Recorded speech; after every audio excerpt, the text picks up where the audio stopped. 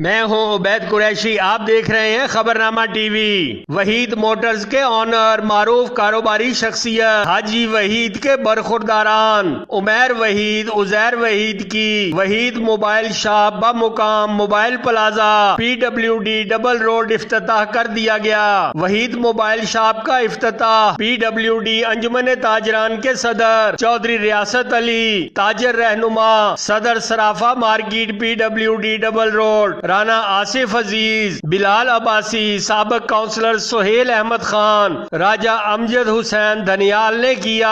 इस मौका पर सरदार अली अनवर खान, तैमूर अली खान, सरदार आसफ जहीर, सरदार सरफराज, मास्टर अब्दुल मजीद, राजा अमजद, सरदार आरिफ फारूकी, कारी इम्तियाज, सरदार नोमान और ताजरान की बड़ी तादाद मौजूद थी। इल्मी व रूहानी स्कॉलर इलामा साहिबजादा मोहम्मद नफीस अल कादरी ने दुआ कराई। देखते रहिए खबरनामा टीवी, पढ़ते रहिए खबरनामा मैगजीन। 81 राजा साजिद, हमारा चैनल सब्सक्राइब कीजिए। शुक्रिया।